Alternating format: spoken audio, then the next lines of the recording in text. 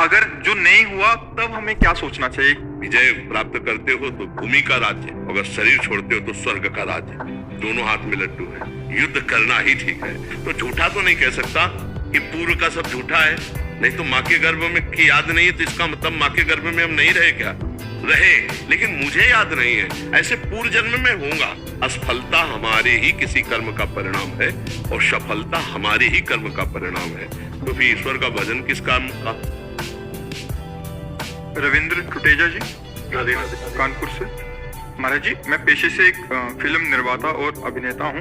महाराज जी, मैं पिछले 6 महीने से आपको YouTube के माध्यम से सुन रहा हूं और आपके बताए ज्ञान के अनुसार मैंने नाम जप की महिमा को जाना और समझा कि निरंतर नाम जप या नाम का चिंतन होना चाहिए। महाराज जी, मेरा प्रश्न है कि मुझे श्री जी की कृपा से बिजनेस और व्यापार करने की सेवा मिली है। क्या बिजनेस में कल की यानी फ्यूचर की प्लानिंग करना चाहिए, क्योंकि समय चिंतन विमुख हो जाता है? नहीं, करना चाहिए, करना। बट अब ऐसा लगता है कि प्लानिंग करना समय बेकार करना नहीं, ऐसी हमारा सोचना नहीं होता। जैसे हम जब आप व्यापार को और अपने कर्तव्य को पूजा मानेंगे तो पूजा के पहले प्लानिंग करते हैं ना कि आज श्री जी को ये फूल, आज श्री जी को ये पोशाक पहनानी, आज श्री जी को ये भोग लगाना है। समझ रहे ना? तो जैसे हम उसको पूजा मान करके प्लानिंग करते हैं, ऐसे हम इसको पूजा मान के प्लान करते हैं। हमारी जो पूजा है वो अपने कर्तव्य का पालन, जैसे व्यापार है या कोई भी कार्य है, हम ईमानदारी से सृष्टि का कार्य कर रहे हैं, चाहे वो मनोरंजन का ही कार्य क्यों न हो। लाखों लोग हमारे मनोरंजन को देखकर आनंदित हो रहे, सब में भगवान बैठे हुए, भगवान ने मुझे अभिनय का कार्य दिया। जो भी कार्य है अगर उससे भगवत भाव से किया जाए, लेकिन बहुत कठिन है। वो अपने को सुयोग्य अभिनेता समझकर उसका भोग करता है, अपनी यश कीर्ति का। तो जो पुण्य है उसके प्रताप से उठा, इसके बाद मिटिया मेट नष्ट हो जाता है। अगर अपने सद्गुणों का भोग ना करें तो भगवान का प्रसाद मानकर दूसरों के सुख के लिए और थोड़ा अपने में अभिमान रहित होकर कर्तव्य का पालन करें तो हमें लगता है कुछ भी ऐसा नहीं है जो आपको फंसा पावे। जब गला काटना भजन हो सकता है युद्ध भूमि में, अर्जुन को ये तो आदेश कर रहे हैं, तो फिर आपका व्यापार तो भजन है ही, क्योंकि सृष्टि का कार्य।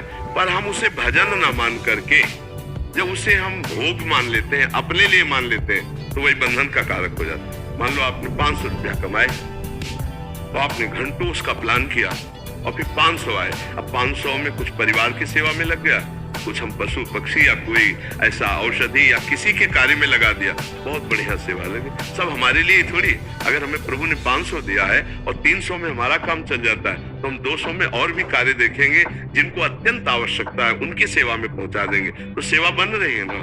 तो हम प्लान के बिना कुछ कर ही नहीं सकते। प्लान के बिना क्या हम सेवा नहीं, भगवत सेवा नहीं कर सकते ना।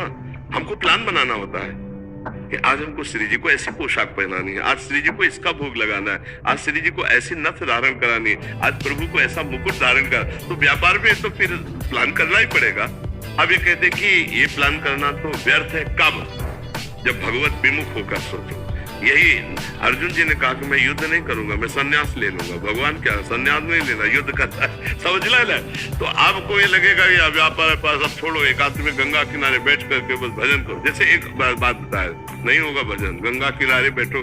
या आप व्यापार में हो तो भजन अच्छा लग रहा है, थोड़ा मन चल रहा है, गंगा किनारे बैठोगे ना तो इधर का चिंतन होगा। बैठोगे शरीर गंगा किनारे चिंतन होगा, इधर का घाटा। बैठो बाजार में, वो चिंतन हो प्रभु का, ये मुनाफा। समझ रहेला कि प्रभु मैं तो संसारी आदमी हूँ, संसार के कार्यों में रत हो, नाथ जैसा भी हूँ आपका हूँ, और हर कार्य भगवान को समर्पित करते जाओ। और नाम जप के बढ़िया काम है। जो प्लान करो पहले सोचो कि ये कार्य भगवान के लिए है, तो युद्ध भी तो प्लान से होता है। रात रात भर चक्रव्यूह की रचना करते थे भगवान श्री कृष्ण बैठ के, और युधिष्ठिर जी को नहीं रखते थे। युधिष्ठिर जी के सामने दूसरा चक्रव्यूह होता था, क्योंकि दुर्योधन जाके पूछता भ्राता से आज कौन सा चक्रव्यूह, तो सत्यवादी थे, बता देते थे कि आज गरुड़ चक्र है।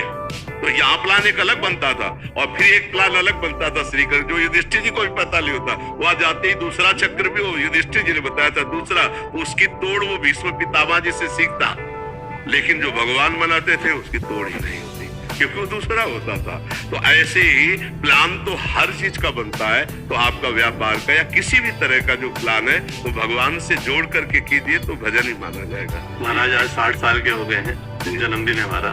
हमेशा महाराज जी हम मुंबई में मनाया करते थे, लेकिन मैंने कहा आज आपके चरणों में मनाना है और मुझे बुद्धि दीजिए महाराज जी कि आपके चरणों में लगे रहिए। मेरा बेटा ही मुझे लेके आया, 6 महीने से ये आ रहा है। महाराज जी इसमें एक और प्रश्न उठता है, इनका भी था, इनको थोड़ा सरल तरीके से अभी प्लान बना लिया महाराज जी, उसके बाद महाराज जी कभी कभी ऐसा लगता है कि जो हमने सोचा था वैसा नहीं हुआ, तो अगर जो नहीं हुआ तब हमें क्या सोचना चाहिए कि शायद प्रभु की इच्छा थी या उसमें 2 बातें सोचनी। पहली बात तो जैसे हम चाह रहे थे कि अमुक संख्या से हमें लाभ मिले या अमुक पद से लाभ मिले या विजय प्राप्त हो और हमें नहीं हुई, तो उसमें पहली बात तो हमारा कोई अशुभ प्रारब्ध हमें बाधा पहुंचा रहा है। अशुभ प्रारब्ध जो हमारा कोई पाप है वो हमको सफल नहीं होने दे रहा। दूसरी बात, हमारा कोई अभ्यास ढीला रह गया। 2 बातों पे दृष्टि रखनी चाहिए। मेरी त्रुटि क्या हुई कि मैं फेल हो गया। जब हम पूरी जांच करते हैं और कोई त्रुटि नहीं निकलती, तब हम उस पर लागू हो जाते कि कोई पूर्व का पाप है जिसने टांग मार दी और मैं असफल हो गया। लेकिन बार बार थोड़ी टांग मारेगा, एक बार हारे, 2 बार हारे, तीसरी बार तो मैं सफल होऊंगा ही। अविनाशी का बच्चा हूं, हारने वाला नहीं, आगे निकल जाओगे। और सदैव कोई हारा ही हो ऐसा नहीं है, और सदैव कोई जीता हो ऐसा भी नहीं। ये बिल्कुल सदैव दिन बना रहे ऐसा असंभव, और सदैव रात बनी रहे ऐसा भी असंभव। तो इसीलिए भगवान ने अर्जुन जी से कहा तुम युद्ध करो, सुख दुखे समय कृत्वा लाभा लाभो जया जय। जय हो या पराजय हो, लाभ हो या हानि हो, सुख या दुख, अपने कर्तव्य से नहीं डिगना, अपने कर्तव्य का पालन करते रहना चाहिए। भगवान ने कहा यदि विजय प्राप्त करते हो तो भूमि का राज्य, अगर शरीर छोड़ते हो तो स्वर्ग का राज्य। दोनों हाथ में लड्डू है, युद्ध करना ही ठीक है। तो अपने कर्तव्य का पालन करते हैं। यदि हमारी उस कोटि की सफलता नहीं होती तो हम पहले जांच करते हैं कोई हमारे अभ्यास में, कोई हमारे प्लान में त्रुटि हुई क्या। अगर नहीं तो फिर हमारा प्रयास असफल हुआ। कोई पूर्व का पाप ऐसा है जो हमको नीचा दिखाने के लिए असफलता दे दी है, लेकिन वो खत्म होगा ना। अब हम खुद प्रयास करते हैं, हमें हारना नहीं है। देखो गलतियां तो हमसे होती रहती हैं, पूर्व जन्म में हुई हैं जो एकत्रित है, और इस जन्म में भी हमसे ऐसे पाप हुए जिनका हमने कोई प्रायश्चित नहीं किया, जिनको कोई नहीं जानता है। लेकिन वो कर्म नष्ट तो नहीं हो गया ना। जो कर्म होता है वो उसी समय से हमारे दिमाग में सेट हो जाता है। अब वो आकर फल देगा, या मुझे पहुंचाएगा वहां, या वो किसी न किसी रूप में आकर के मेरे को नष्ट करेगा। बुरी दशा आने के पहले बुद्धि बदली जाती है। कोई प्लान में ऐसा चूक हो जाएगा कि आप फेल हो जाओगे, क्योंकि वो कर्म आपको गिराएगा।